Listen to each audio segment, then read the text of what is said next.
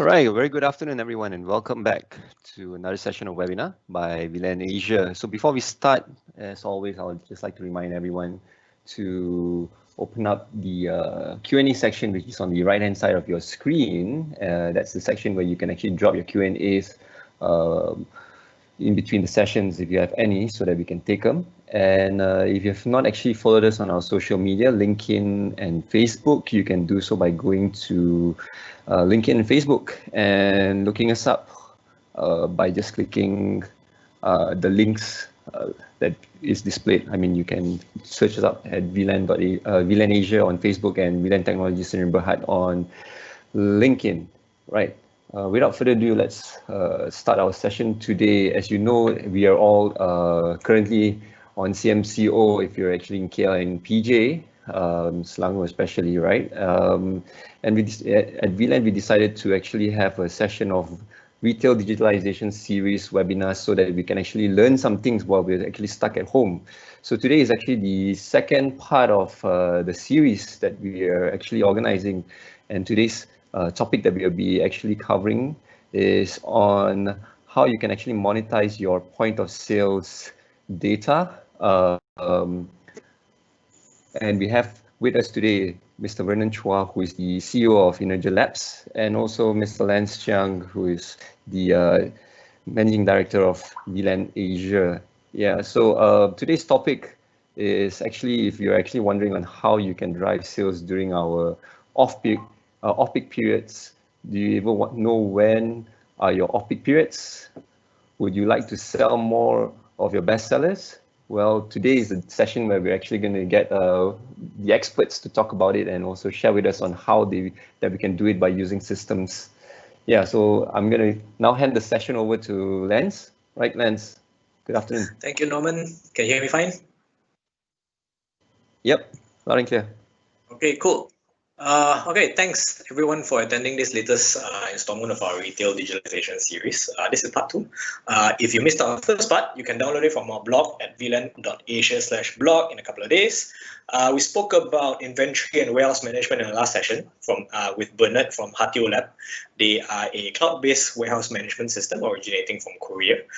If you want to know more about digitalization, we did a webinar about it not too long ago as well.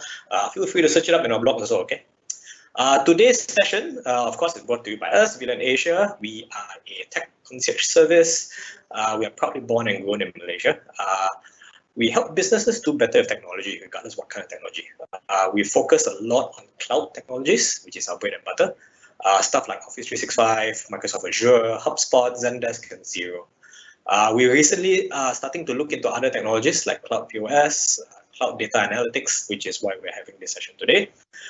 Warehouse management and a few other cloud techs. We are trying to help a lot of our customers to digitalize, especially now when there's a real need to move online because of this damn COVID-19 we're facing, right? So they say pivot or die, they say.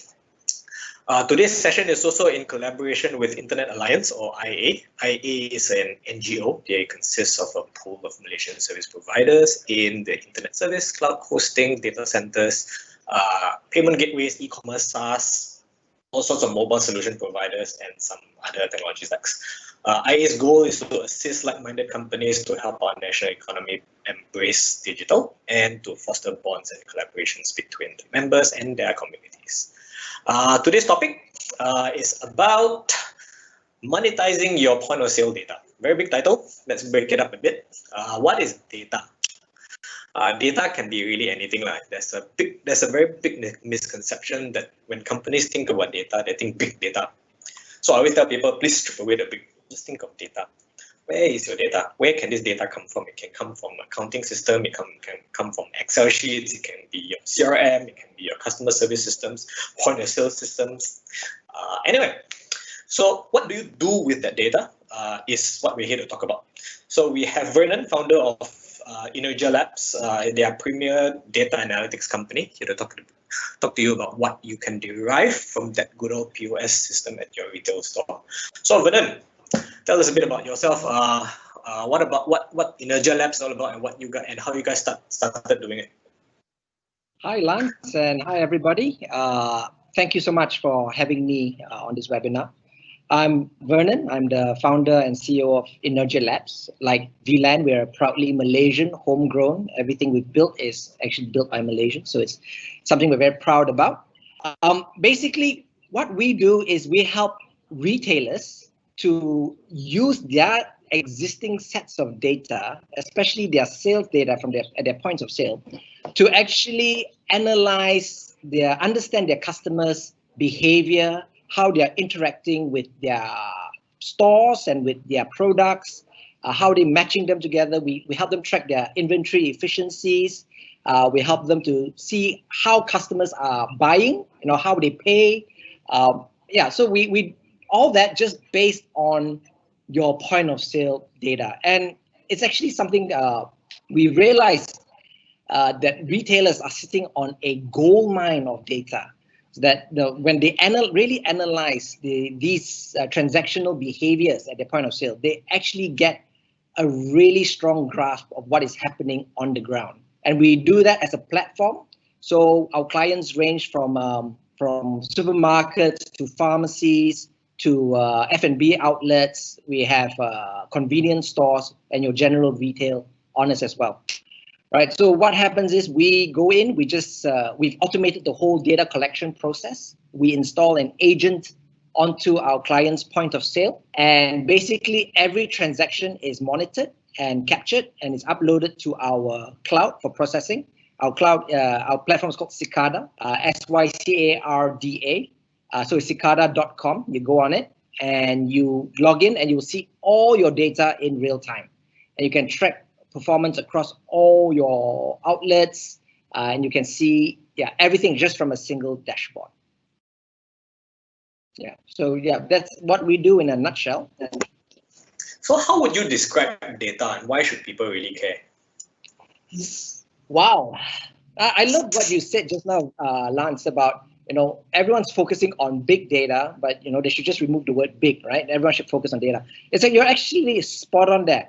Big data is made up of little data, right? And this little data, if you analyze them properly, you can actually derive a lot of very good decision-making insights out of it, right? So I'll give you an example. Based on how some of our clients have benefited from analyzing even their transactional data, right? They understood what were their hero products. They understood what time the customers were buying them. They understood what their customers were matching those products together with other of their own products. And our clients have been able to come up with sales and marketing promotions catered to those customers. And what they did was they targeted, they found out what was the off-peak period for their stores. Right, so this was an F&B client I'm talking specifically about. They figured out what was the off-peak period, and then they designed a promotion to bring customers in during the off-peak period. And with that simple promotion, they drove 5,000 additional transactions across their outlets, and that contributed an 8% growth to their revenue, to their group revenue. So it's something as simple as that. Another of our clients, what they did was they analyzed how their customers were paying, and they realized it was a stiff competition between two credit cards from two different banks. And based on that data, they actually went to negotiate with the bank for a better deal, and they made the bank their channel partner, and the bank managed to drive quite a lot of sales into those outlets. And they saw, I think, typically cash is still king in Malaysia. About 65% of all transactions in the Klang Valley is conducted in cash. Another 30% is in credit cards, and then the balance is made up of everything else. And so your e-wallets also fall within the remaining spectrum. So what this promotion did was they actually drove that particular bank's credit card to become 40% of all transactions. So one credit card, 40% of all transactions. And they managed to grow their customer base, the transaction amount by about 6% increase on revenue. So just a simple thing like that, right? Just to drive their sales. And it was successful for the bank, and it was successful for the F&B operator as well. So let's say, for example, I've got a customer who has a pharmacy chain of maybe 20 stores. anything they can straight away, what are the kind of things that they can straight away implement the moment they sign up?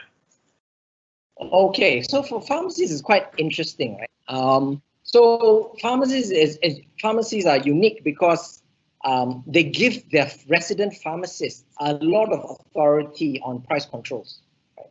So if you notice the pharmacy retail vertical, if you ever go to a township or a mall, you will notice that there are many different pharmacies, and they're always competing against one another. And so it's a very typical situation when you go into a pharmacy. If you can say to them, hey, that pharmacy down the road is selling me this particular medicine for $1 cheaper, why don't you just give me the same price? And the pharmacist is actually authorized to make that change on the fly in their system. So it's quite a typical thing in the pharmacy vertical. I think many of us aren't aware of that. So, but one thing is occurrence of fraudulent transactions is very high. So what I mean by that is, for example, they may sell that particular product, they have a receipt, and then what they do is after the customer leaves, they go and recall that particular transaction and change the price. Right? So our system tracks that behavior, and if ever there's anything suspicious, the client, our pharmacy clients can log into our system and check the audit trail and see exactly what's happening, and it's all timestamped for them. So that's on a audit level. On another level, we have if they need to understand, because pharmacies, they have many categories. So they have their over-the-counter drugs, they've got their cosmetics, they've got their supplements, and they need to balance that well within their outlets. And depending on where their outlets are located, they will have to cater for a very different demography, and what they carry in all those kind of medications matters. So, for example, if you are in an older neighborhood, you wouldn't carry a lot of the medicine or the products, the health supplements or health products that are more catered to the younger one. You will stock more on for the older generation, right? The demography. So what we do is we actually help them to confirm that data. So we see what products are going out for them. And based on that, they can understand the kind of demography that they are catering for. We had actually a client who thought they were in an older neighborhood. So they did all their stocks, even in terms of shampoos, different cosmetics, not shampoos, different cosmetics and makeup. They cater for different demographies of ladies, right? So there's the younger generation, the middle age, and the older generation. So at that particular outlet, they thought they had an older generation, so they stocked a lot more of the cosmetic products for the older generation. But our data showed that they actually were selling and stocking out quite often the cosmetic products for the younger generation. And so they were a bit confused because their demographic data had shown that to be an older neighborhood. So they went on the ground and they were quite proactive. They actually went to investigate why that was so. And they found out that a college had established itself nearby, a small one. And just because of that, it was attracting that new demography into their pharmacy. And so they had to change what they're purchasing, what inventory they were keeping in their outlet to cater for that. Okay. All right. Interesting. All right. Now, now that retail is going down the doldrums, right? And people aren't exactly going to retail stores. How do you think the data that they can derive from their point of sales can actually help them, especially in this time? Okay, so one very big thing we noticed amongst our clients is the level of their success and how well they were able to go into this the MCO and this pandemic. Really relied on their inventory discipline, right? As an example. So a lot of in the good times, many retailers tend to stock up, right? Because they think everything's hunky-dory. And they don't understand really what are the products that are moving fast and what are the products that are moving slow. And so when they entered this, they found themselves caught out because a lot of consumption went down. Yes, even though the hero products may still be moving, but a lot of the slower products were just stuck on their shelves, right? And they couldn't move them anymore. So that's cash flow stuck in inventory. And our clients who had very good inventory discipline were able to get their cash flow running quickly because they knew what was moving. They didn't stock up so much of what was not moving. Those who did not, so they found themselves a lot of frozen cash in inventory. So using data, our clients are able to actually analyze how efficient their inventories are. And based on that, they can make better decisions to enter these kind of difficult periods. Now, that's just one way of using data to do that, right? The other thing is right now, many customers many retailers, they've been forced to digitize, so they're also moving online. So now the thing is that they're having a convergence of both online and offline, which is something we predicted will happen, but because of COVID, it has driven it much faster. So to be able to have both data sets compiled together and to be able to have a singular view of what's going on my online store versus what's going on my offline store, to have that unity of data and to be able to do that kind of comparison without making it too manual, that's something that's why these kind of systems are important. Do you happen to have any sample reports that you typically can generate from your systems to show? Yeah, we have all our reports are curated. So when we designed our platform, we designed it specifically for SME retailers in mind, right? And so many systems out there, what they do is, for example, your Tableau, your ClickView, your Power BI, it's very much self-service. So then you have to, either you get a company to go and automate the data collection for you, and then your report designs, either they build it for you or you have to build it yourself. And many SME retailers struggle with that, both from a cost perspective as well as a knowledge perspective. They don't have that knowledge base or the expertise to be able to build their reports. So when we automated that whole process and we built the reports, we believe in curating the reports that are out there so that the moment you're on the platform, you can use it immediately and it will give you insights immediately into what's going on. So yeah, so we have reports, for example, that track your customer's wallet size, right? We call it basket size analytics. So we analyze their customer's wallet spend, whether it's increasing or decreasing. We track if you have a campaign period, we allow you to track your campaign period performance against your non-campaign periods. We allow you to track how your customers are paying. So we have many different kinds of reports. We track your SKUs in up to SKU level detail to see how it's moving hour to hour. And so all this kind of data is already there at the get-go. When you deploy out. Very complicated. Sounds very complicated. Does it take a rocket scientist to actually use your systems? Actually, no. I don't know. Do you want me to just show what our system looks like? Sure. It's actually feel free. Very simple.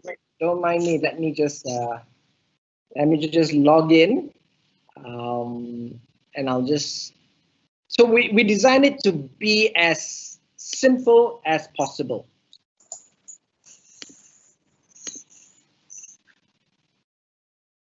So I'm gonna share my screen. Excuse me. Right, where are we? Okay, here we are. So basically, you go onto cicada.com. This is a demo account, so don't worry. None of our customers' data is being exposed. That's one thing we take. Yeah. So this is a demo that shows a chain that has 4 outlets, right? So basically, when you log in, the first thing we give you is a summary of what's going on in your store. So we tell you what is your sales today, and this number keeps going up as transactions are happening. So we show you what's today's sales, what's yesterday's sales, this month's sales, last month's sales. We give you day on day, month on month, quarter on quarter, quarterly sales comparison, and last 5 years sales comparison, all in one go. And if you want to analyze your data, it's very simple. You just go to our menu on the left. And so let's take a simple one to start with, right? I want to know how are my outlets performing. Let's just take the last 7 days. I want to pick all 4 outlets. I want to see what has their sales been in the last 7 days. Immediately, the reports are generated You can actually interact with the reports. You can, if you want to remove certain things, you can do it. And basically, all our reports are downloadable to an image format so that you can paste it into any presentation deck you have, or you can download it into CSV and play with the data. And all the data that we are basing the report on is listed here as well, right? So let's try and find out, for example, one high-level customer behavior we want to understand. When a customer comes into our outlet, how many SKUs, unique SKUs, are they purchasing? Right? So we want to understand that behavior. Are they just buying one product? Or are they buying multiple products? So it's very easy to interact with our system. And all data is loaded live. So none of our data is pre-prepared. None of our reports pre-prepared. We are polling the data live for you. And I hope my internet. So everything is happening live. It's our servers. We're on Microsoft Azure. We're located in Singapore. And it's, I don't know why. Yeah, so it should load up fairly quickly, but like every demonstration, sometimes things happen, right? Yeah, this should have loaded up in 2 seconds. Okay, so help me understand this a little bit more. Let's say, for example, I have a restaurant. Let's use an example of a restaurant. I've got 4 restaurants. I'm actually able to know which item is which menu item is actually selling best for me, so that I can technically stock up enough ingredients to cater for the so that I can predict my next day's sale, and so that I don't overstock my kitchen, I presume, something like that. Yes. So yes, you can do that. I'll show you that report. But for example, in this particular report, every transaction is noted and plotted onto a graph here. And basically, we give you the statistical model for it. So, I mean, the simplest one is what's your mean, which is your average, and what is your median, which is your absolute middle. So we can tell that in this time period, on average, your customers are buying 4 SKUs every time they come into your store. And then we can look at that and say, okay, we know they buy 4 SKUs, but how much quantity do they buy? And so that's another report. That's the item quantity per transaction report, right? So I'm just going to generate the report now, and fingers crossed it'll happen very quick. Yes, so it's much faster now.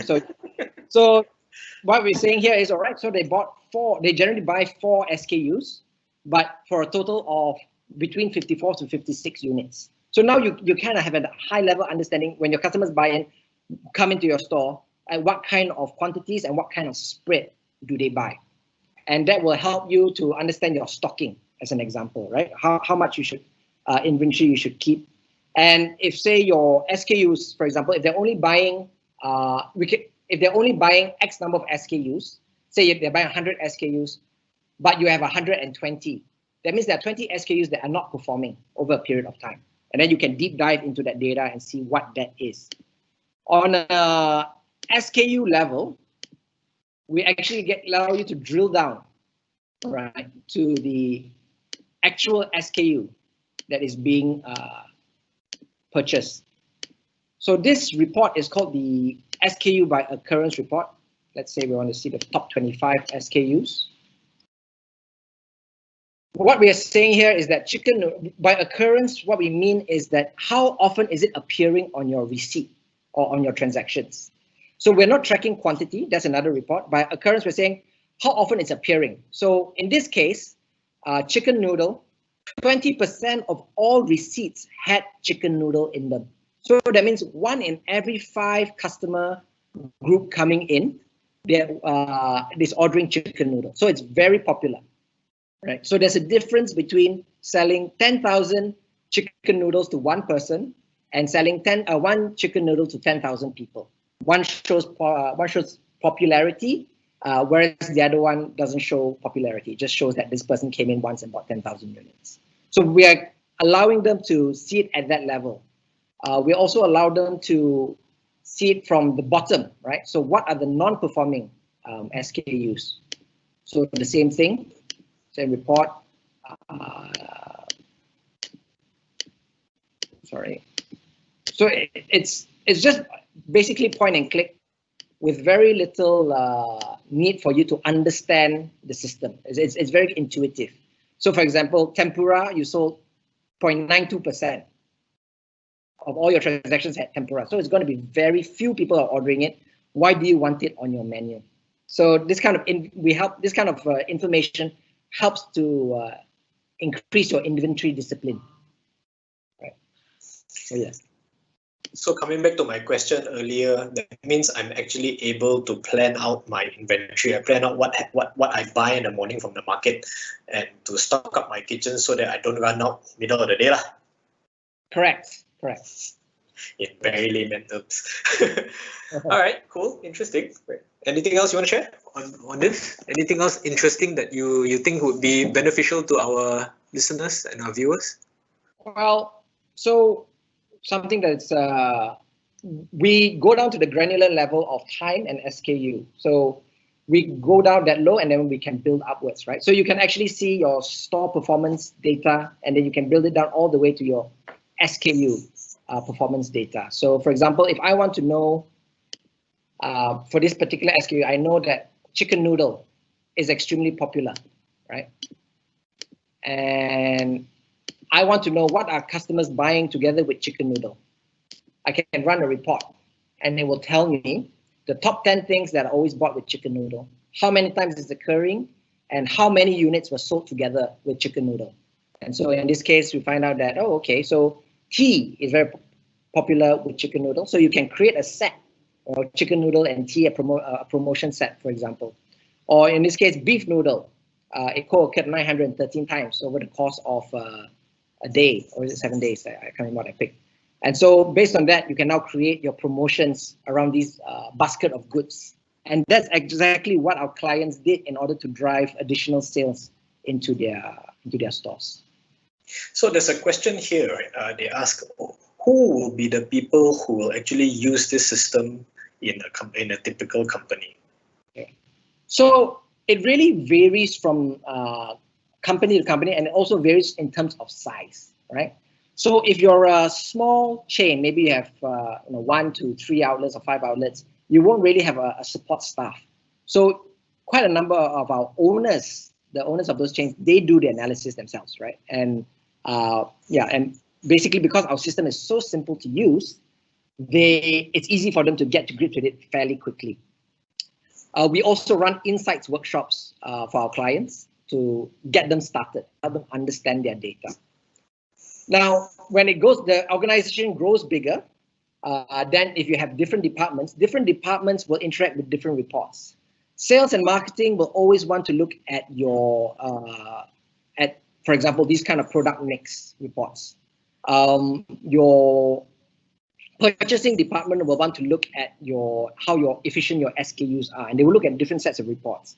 Your financial controller, if you have one, will want to look at the audit reports, right? So our audit reports are pretty much over here.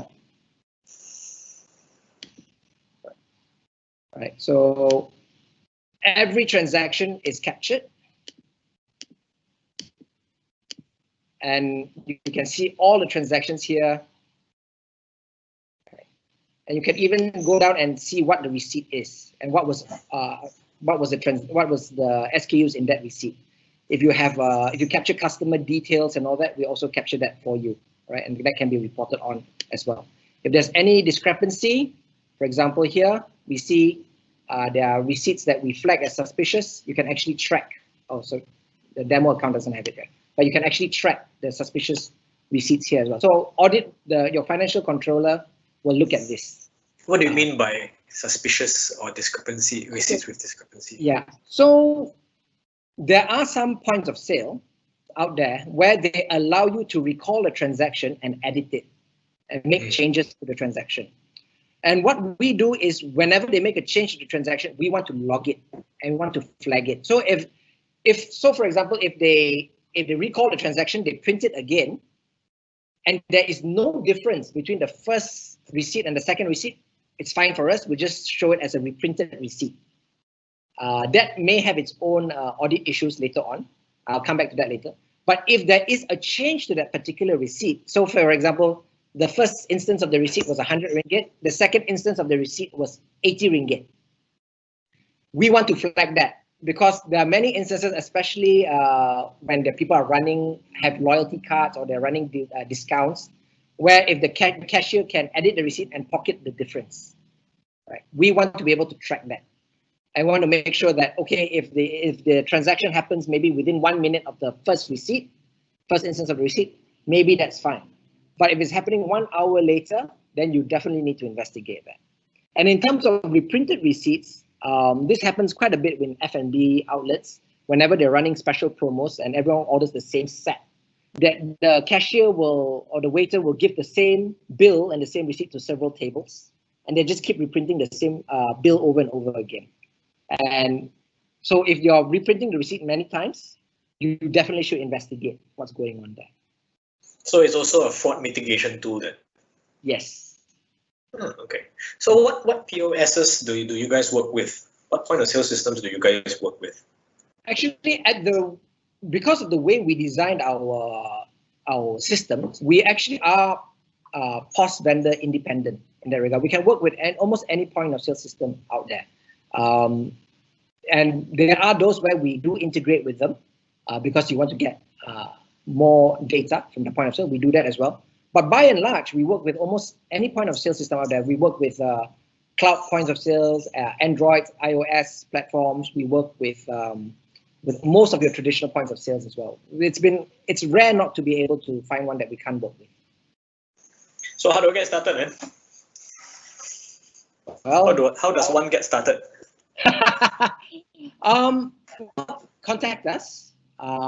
We'll be happy to walk you through our system. And basically, you can it's very simple. We typically sign 2-year contracts with our clients, simply because we feel that 2 years gives you a rich amount of data to really see the value. Of course, you can also upload historical data, and we can assist you to do that. So you just contact us. One of our salespeople or our channel partners will get in touch with you.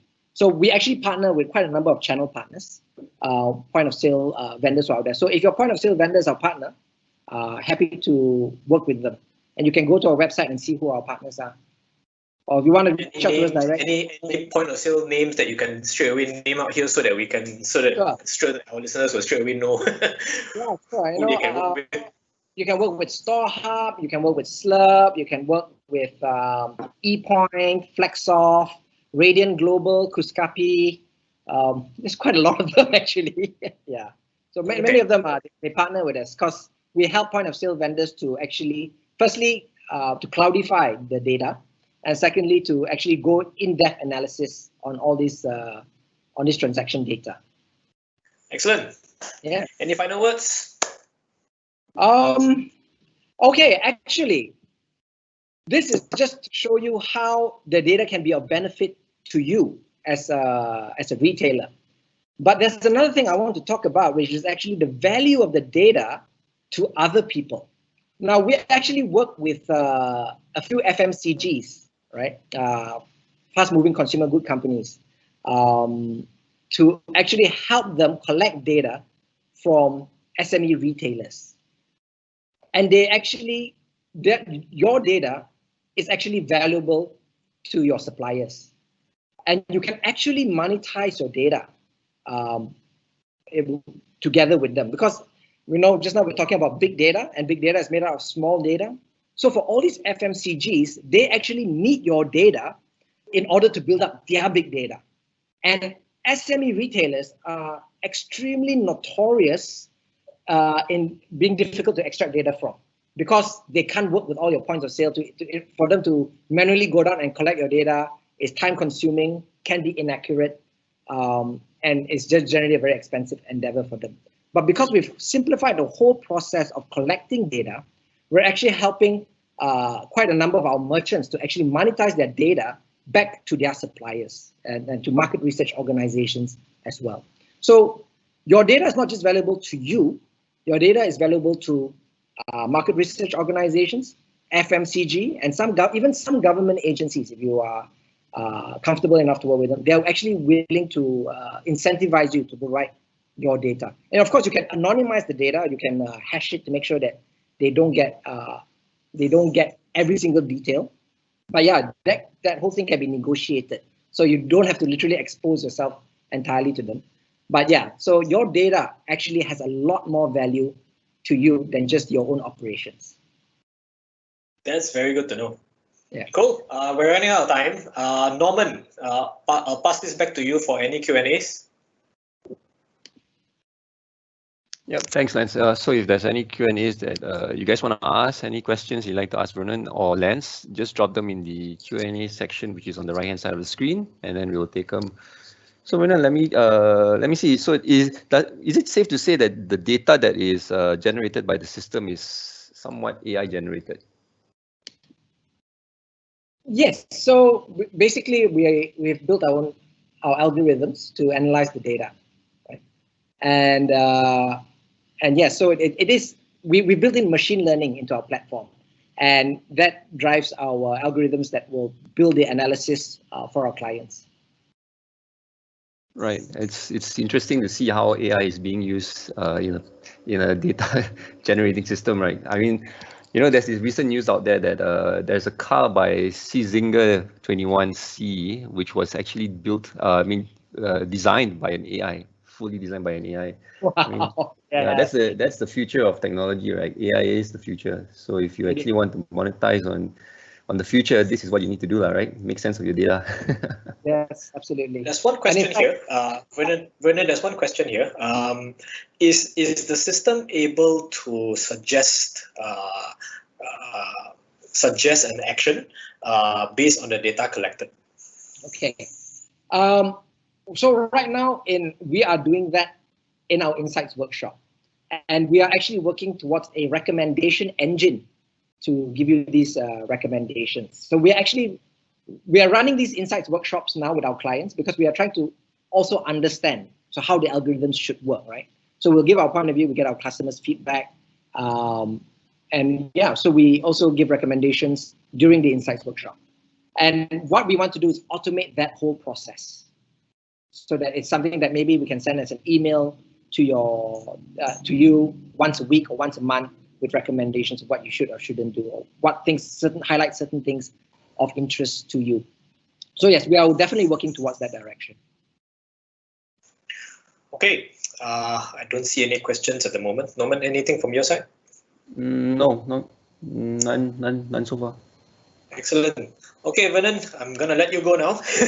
Thank you very much for actually being part of our digitalization series. We look forward to hearing from you soon. We will be doing a few more digitalization series sessions after this. Next week will be a point of sale system where we are looking at companies can use their point of sales beyond the lockdowns. That's going to be hosted together with Wee Boon Sheng. He is the founder of Zillnex. Zillnex is also another cloud-based point of sale system. Then the week after, we'll be having Mr. Aaron So. He's actually the head of channel sales from HubSpot Asia. He'll be talking about how retailers can adapt their marketing strategy post-COVID. And at the end of the session, end of the month, we'll be talking about how a retailer like yourself can actually use all of the solutions that we brought up. Hatio Labs, which is the WMS, Zillnex, which is the point of sales, Energia Labs, Sicarda, which is the analytics tool, and also HubSpot, to see how all of these solutions can actually help you as a retailer either survive or grow in this post-COVID pandemic thing. All right, thank you very much for your time. Norman, back to you. Yep, thanks Vernon, thanks Lance. Yeah, as always, before we leave, just want you guys to scan the QR code and also send us your feedback on the webinars, as well as if you have any questions that you'd like to ask in terms of the product, you can always drop us a WhatsApp message, which is the number is displayed on the screen, or you can actually email us. The email address is also displayed on the screen at the moment. Yep, so guys, stay safe. And wish you guys a good week ahead. Thanks all. Thanks, guys.